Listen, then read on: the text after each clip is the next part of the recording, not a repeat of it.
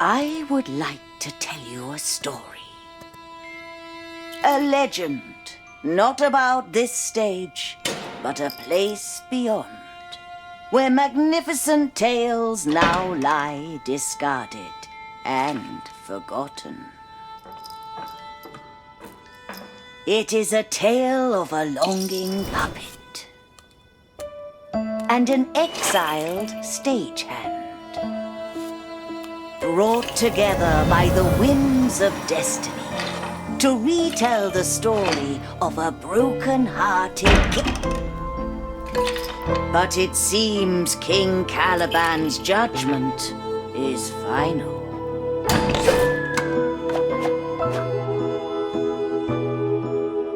And yet, this is not how our story ends. Far below the front stage, another soul lands on the wrong side of the king's harsh judgment.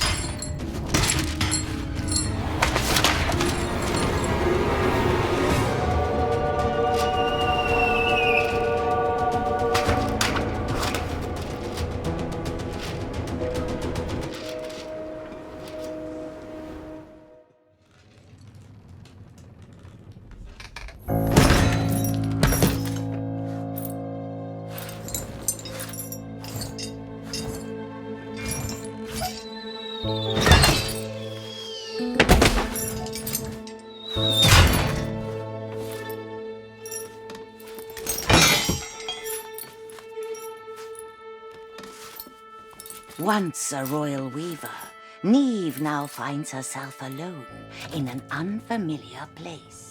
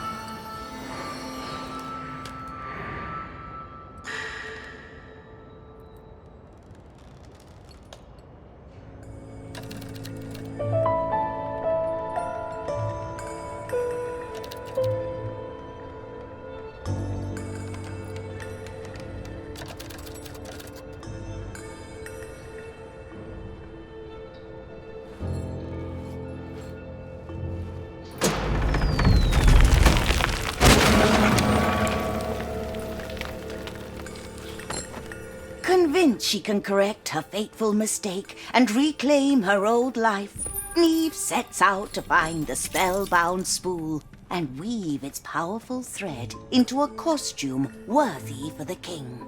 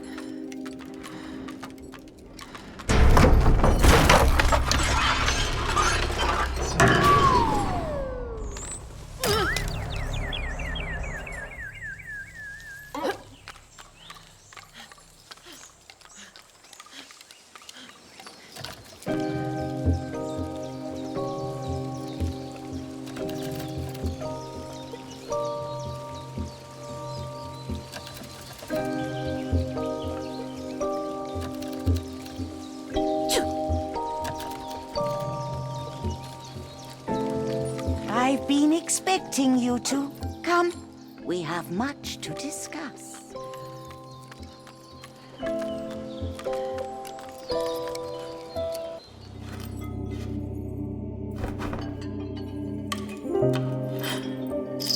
I know why you've come to me. Alas, I have no ending for you. Merely a turning of the page. Long ago, a great story was written. The great story prophesies the kingdom's fate under the reign of King Caliban. Ever since his son, the prince, went missing, the king has been overcome with grief and sorrow. Disheartened with this fate, the king has sought to rewrite the acts of his life and consign the past to oblivion. Everything the king deems imperfect is cast out, be it a loyal friend, a cherished memory, or a place that was once home. All of them are thrown down to the understage. A world of unperformed plays and untold tales. Falling apart, soon there will be no kingdom left to rule. And no king left to reign. But all is not yet lost. The great story foretells the rise of two heroes. a forgotten puppet from below, entangled with a forsaken stagehand from above, who will reclaim the axe of the king's stories. Drev and Neve, your connection has a purpose. Together, you are to find the lost axe of the king's life, rebuild the forgotten stories, and restore the kingdom to glory. Fulfill the prophecy, and your ties will be undone. But beware, for your journey will not be untroubled. A malevolent spectre will hound your every step. He is known as the Shadow King, a dark creation of a discarded past.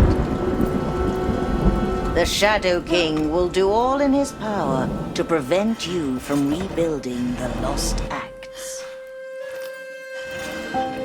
And so it is written. There is no shame in fear, my dears. For without fear, there is no courage. Trust in yourselves, for when I look upon you, I see something I have not seen in a long time. Hope.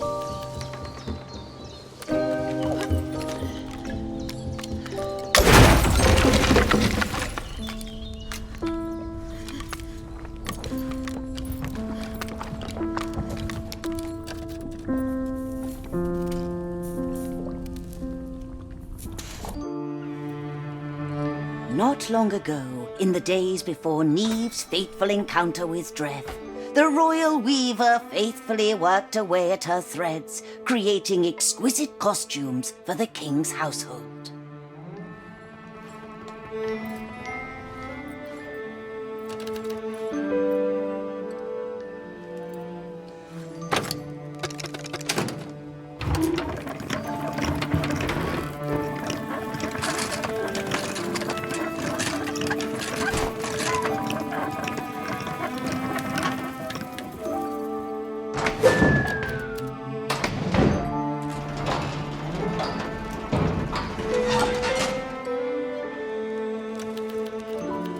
Neve had been entrusted to weave a most magnificent costume for King Caliban to fulfill the monarch's ambition of creating the perfect story for his legacy.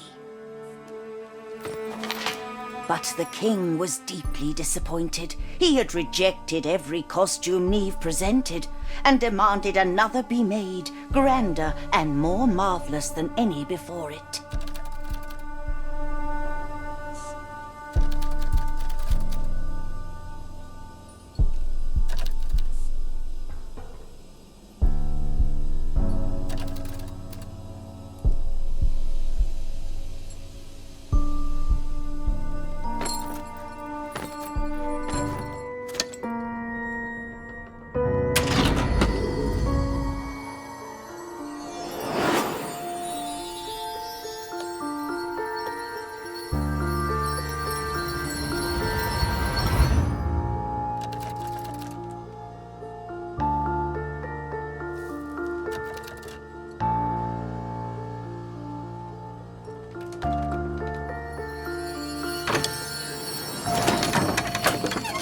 In spite of her efforts, the spellbound spool was spoiled. Neve came to understand, like many before her, that fulfilling King Caliban's demands is no trivial task. Shortly thereafter, Neve was summoned to the royal court to face trial by the judge, standing before King Caliban himself. The judge declared the accusations against Neve: damage to the king's property, disobeying the king's orders, worst of all, failure to weave a magnificent costume for the king. Neve pleaded with the king to show grace. The judge demanded order in the court. But Neve insisted, for she had long served the royal family. She implored the king to give her another chance. But the king's grief was too great, and Neve's words fell on deaf ears. The judge commanded Neve to be silent, for the king was far too sorrowed over the disappearance of Prince Adric, his dear son and only heir. For her crimes against the king and the telling of his great story, the judge sentenced Neve to exile. As her world vanished beneath her, Neve fell to the darkness below.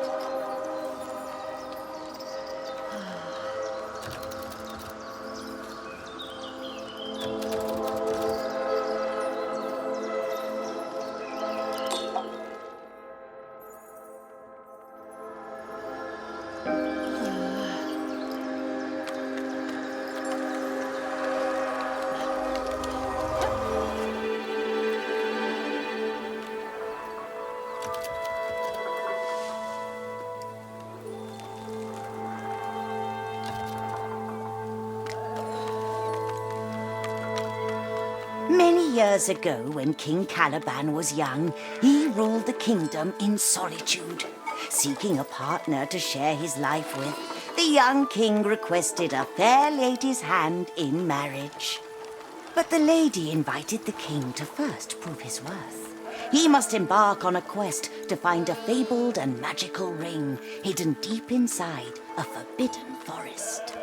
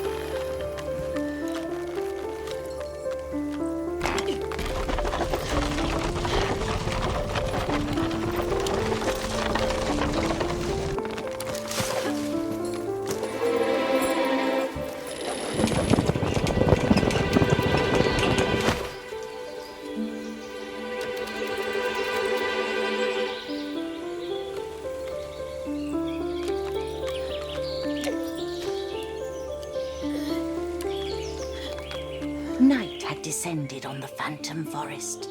The young king glances at the moon through the tree canopy, a familiar sight in an unfamiliar land.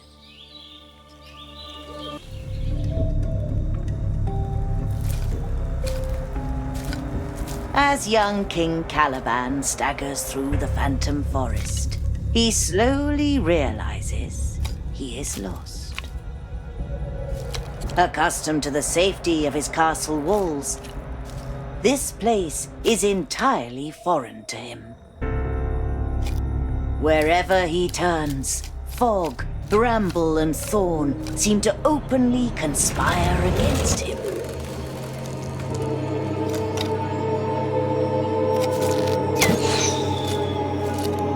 The king knows he has overstayed his welcome in this forest.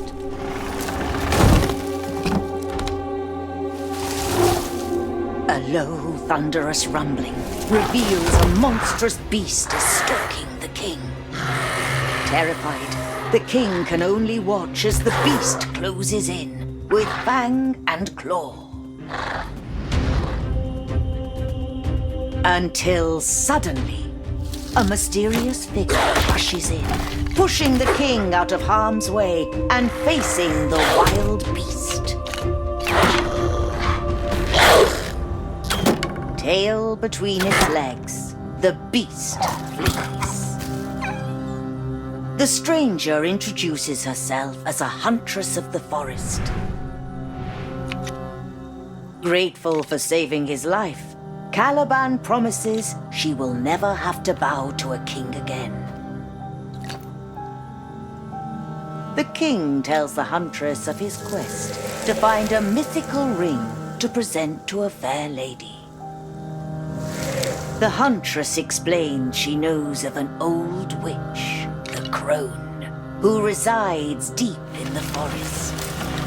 The crone may show him the way to this mythical ring, though she warns the king that even at the best of times, the crone can be an unpredictable character.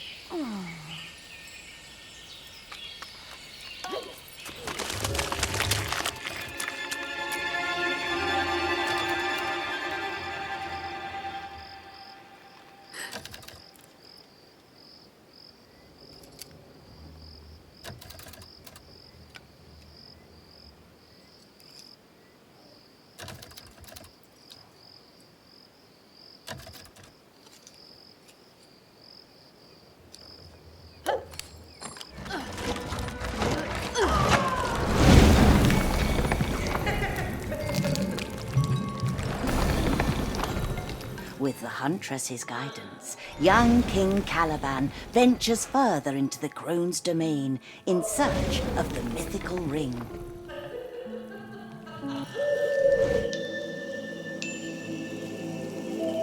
Deep inside the heart of the forest, the huntress brings Caliban to a precarious wooden shack, nestled among the treetops, where the crone was rumored to dwell.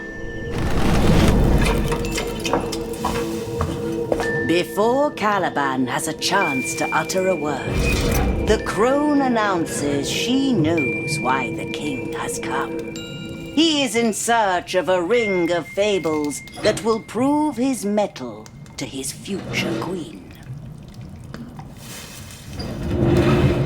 But the crone declares the king's journey has been in vain. There is no mythical ring. The fair lady has requested the impossible of him. No ring shall ever be evidence of his worth to any queen. The crone says that in his heart, the king always knew this to be the truth. Because after all, it is not a ring he really seeks.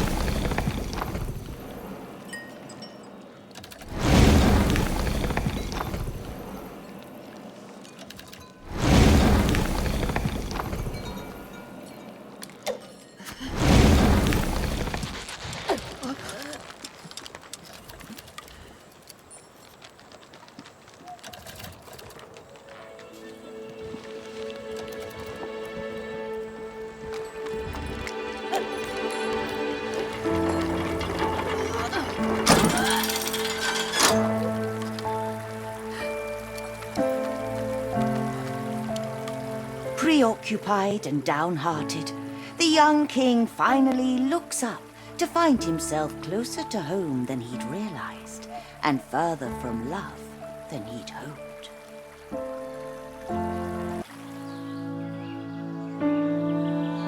At the edge of the forest, in the midst of a meadow, the king confesses the truth to the huntress. He never wanted to come to the forest. He was never in love with the fair lady.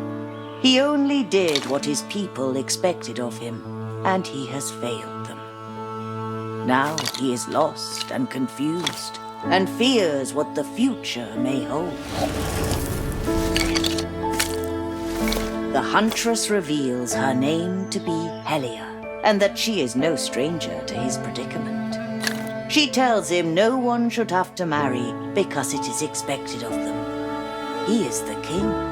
The future is his to write.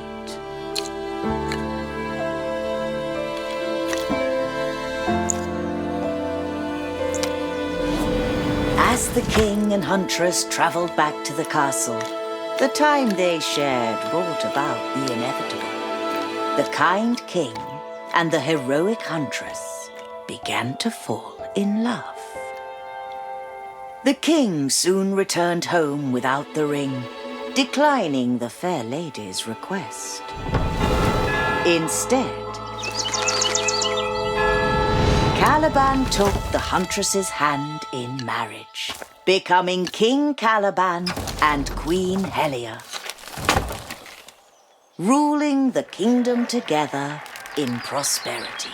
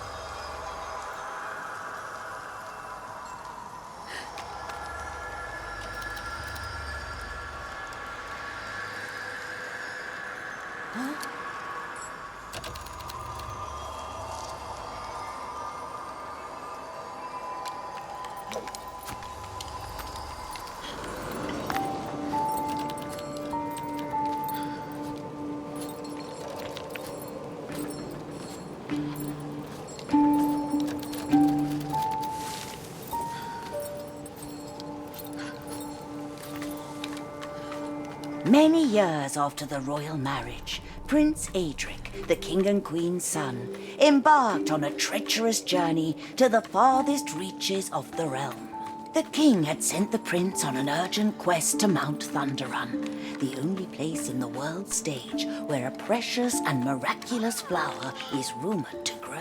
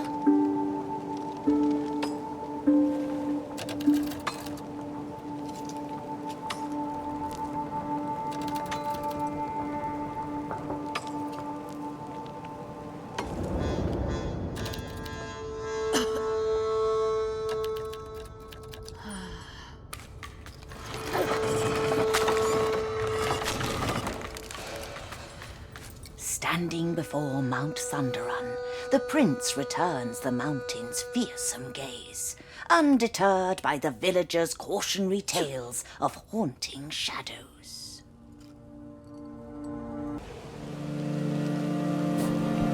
Prince Adric scales the snow-laden mountain, braving biting winds and a perilous precipice. His father has given him a vital quest. The prince will test the very limits of his courage. But fear comes in many forms. The prince catches sight of monstrous figures, shadowing his every step. He stays ahead of them. But the blinding snowstorm is not on his side.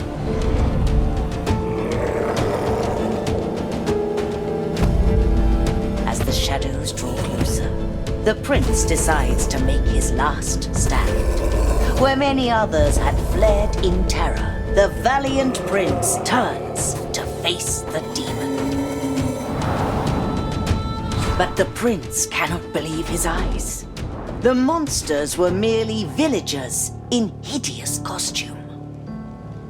The puppets confess they never intended the prince harm, only to scare him away for his own sake. They reveal that, though the flower known as the Night Sun Orchid may cure any ailment, it will inflict a terrible curse upon the one who cuts its stem. The prince wonders, has it all been in vain? No, it cannot be. Adric explains he is on a quest to save a life other than his own, no matter the risk to himself. The villagers are moved by the prince's bravery. After much deliberation, they finally agree to grant him passage. But first, they need his help. A few days ago, some of their fellow villagers were trapped in a cave-in after delving too deep into the mountain. If the prince can brave the dark tunnels and save the hapless miners from the collapse, he may find what he seeks in the heart of the mountain.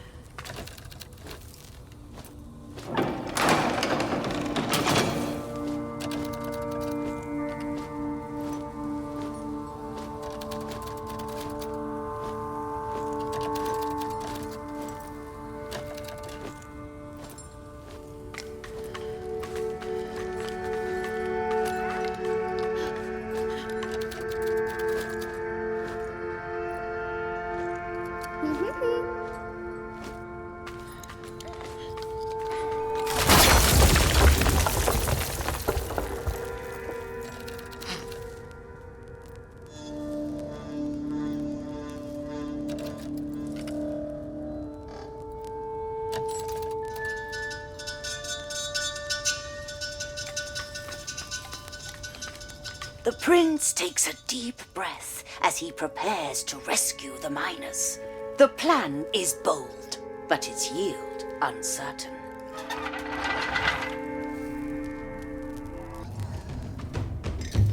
Prince Adric sends a minecart crashing through the rubble that trapped the poor miners.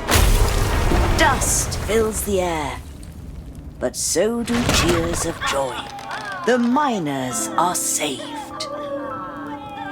As they return to their families, the prince glimpses something in the swallowing dark. The faint light of hope. Perhaps the villagers had another purpose for leading the prince into these mines. It is a curious little thing, fragrant and delicate, yet all the more sinister. The prince takes a moment to remember that this is not for him. He masters his fear and cuts the flower from its stem.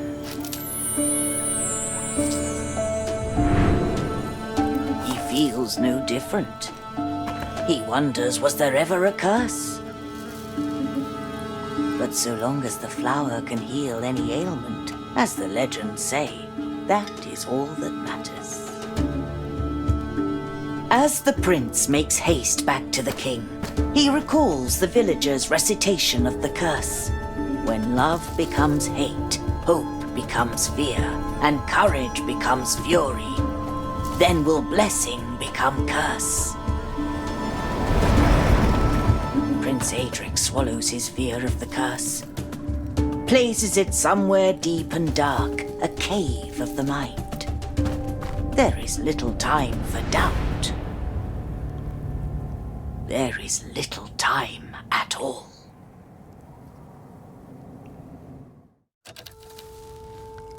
Oh. Oh.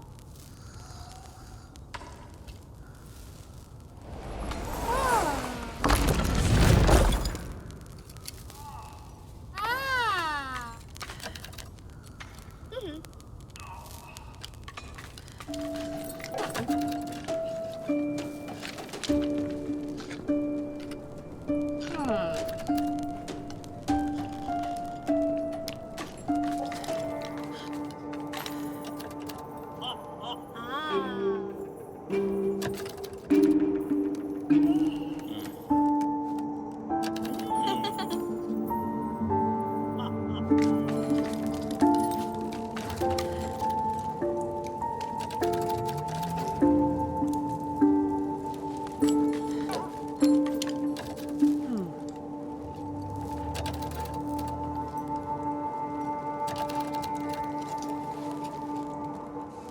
Riding without rest, with the night sun orchid secured, the prince returns to the castle with all the haste he can muster.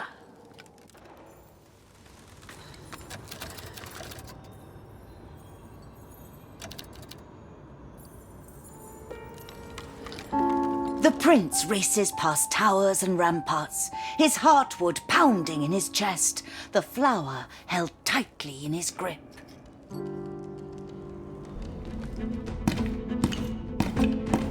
As Prince Adric returns to the castle with the healing flower, he lets nothing and no one distract him from his purpose. He has completed his quest, just as his father the king asked of him. Triumphant, the prince presents to the king the panacea that can cure the one he loves. His mother, Queen Helia. But the king is distraught. He has only bitter welcome for the prince. Adric's heart sinks. It cannot be too late.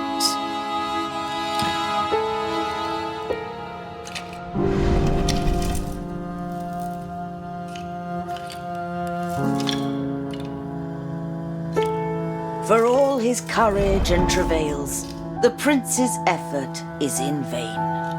Queen Helia has already taken her final bow. King Caliban is furious. He blames the prince for failing him and the queen. But worse still, the prince believes it and blames himself. The king orders the prince to leave his sight. Ever the dutiful son, he obeys. As the door closes with a heavy thud, the prince's heart breaks, for he knows he also lost his father this night.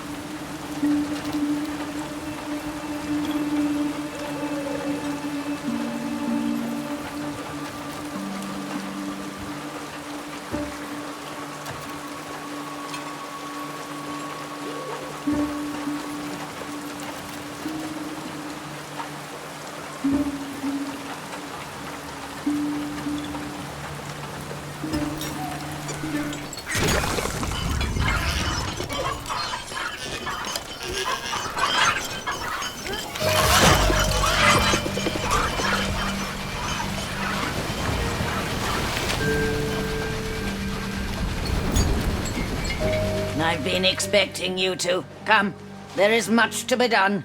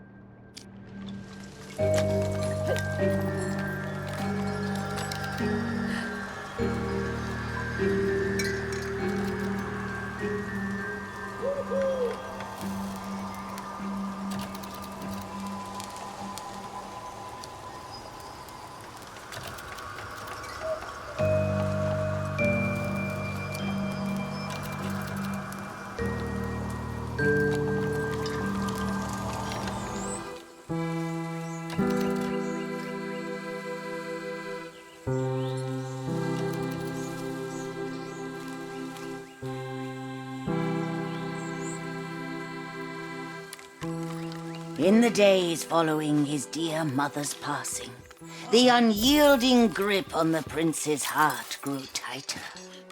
Entering Castle Luminar, the prince finds the once resplendent fortress has fallen hostage to despair.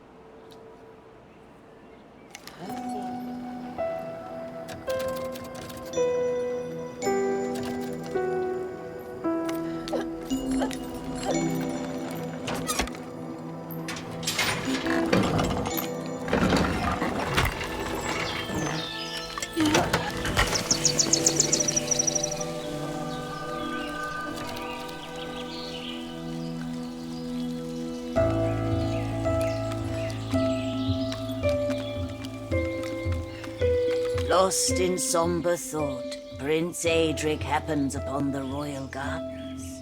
The king has yet to discard the one place in the castle Queen Helia loved above all others. The prince walks the castle gardens with a heavy heart. Once he would stroll them with the queen. But since his mother's death, the king's actions have shattered those memories. But the prince is not alone. Many are troubled by King Caliban's destructive melancholy.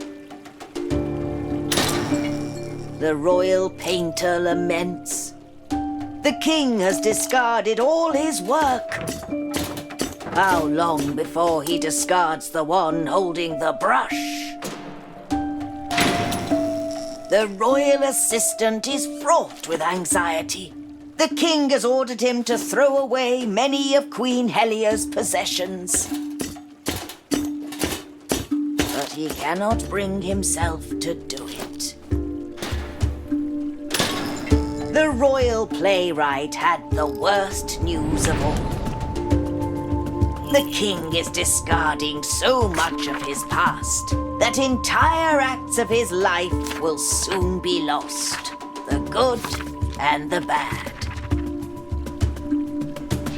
It is a grievous thing to snuff out the light, just to be rid of the shadows. The prince knows he must find his sorrowed father before he discards the very things that made him noble King Caliban. The prince knows he must find the courage to finally confront him.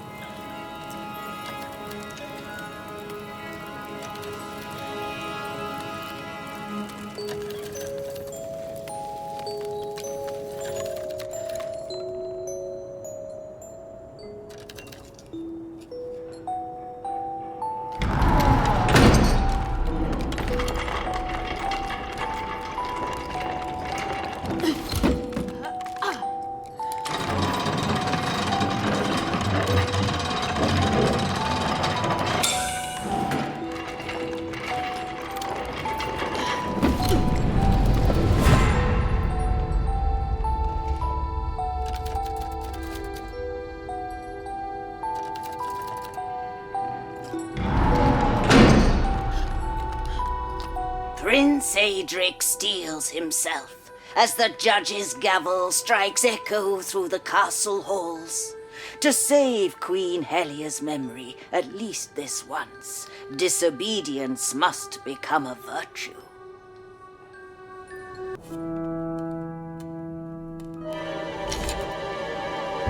The prince struggles to hold his fury at his father's actions.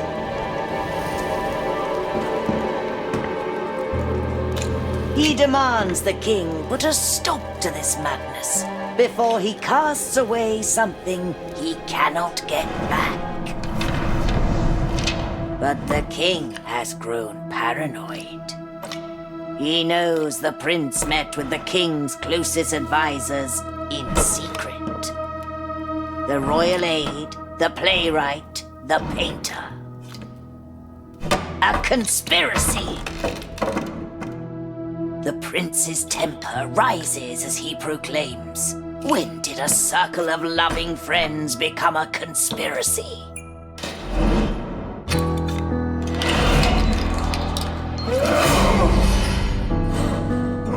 The prince has nothing left to do. On bended knee, he begs for his king to be wise and his father to be kind.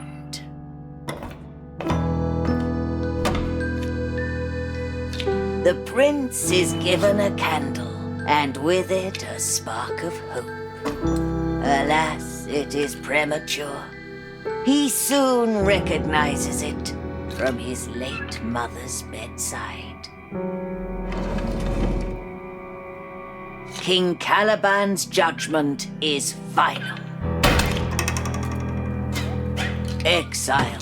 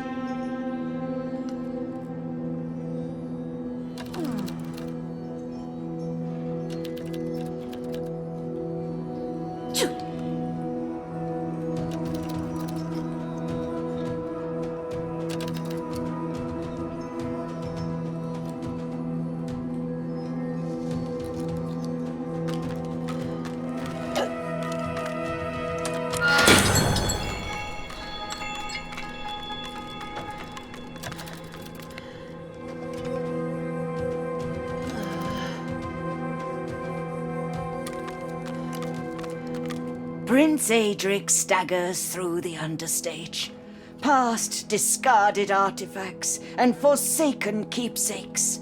His mind is numb, but his heart is chaos. The prince is alone in the dark, exiled by cruel King Caliban, along with the last relic of his departed mother. A good prince, a good son, he tries to hold his rage and resentment. But suffering can do strange things, even to a good puppet. A lifetime's emotions flood from the depths of the prince's broken heart. Part of him wants to hurt his mother, the other to forgive him. The king discards his last reminders of the prince, and all hope is lost.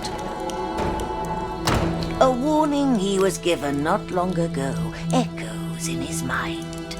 When love becomes hate, hope becomes fear, and courage becomes fury.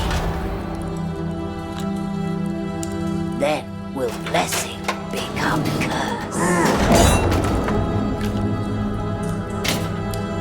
A passion like the prince's burns bright, but it casts the deepest shadows. As his world is torn apart, he too is split asunder.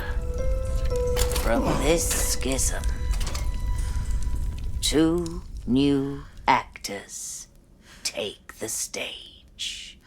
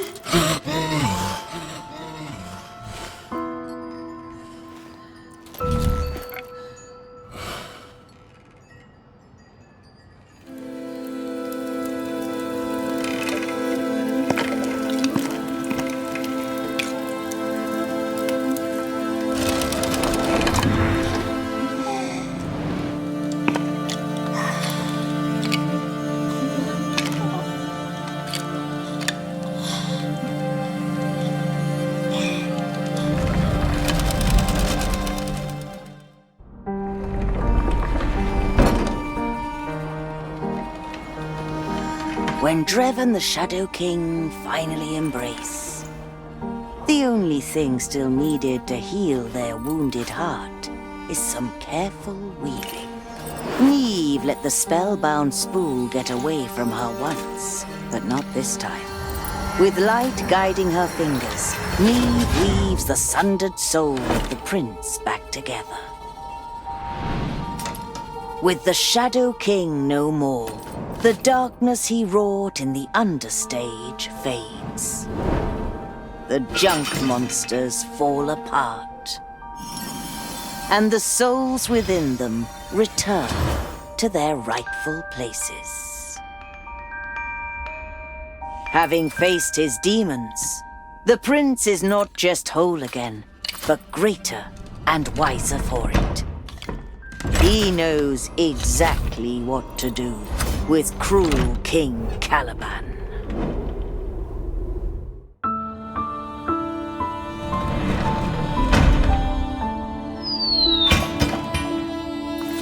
The front stage has become a rather desolate place. The king has discarded everything but himself, and barely recognizes his own son. The Shadow King would have taken vengeance. Drev would have avoided the confrontation entirely. The prince chooses to tell his father what he learned on his travels with Neve. The ties that bind us are stronger than the times that try us. The king remembers, the acts of his life restored, the memory of his loved ones returned. Filled with remorse for the pain he inflicted, Caliban knows there is much healing to be done. Between king and kingdom, between father and son, between puppet and stagehand. How fortunate, then, there are many more acts to be written in their legend, where kings, puppets, and stagehands come together to honor the past and build a lasting future.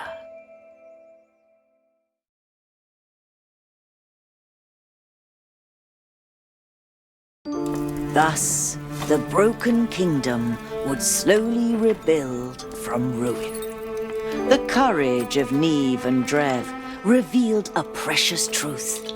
In the sorrow of losing those we love, we must not hide from our grief, nor from the joy they gave us. Hold them close to your heart, and above all, never forget them.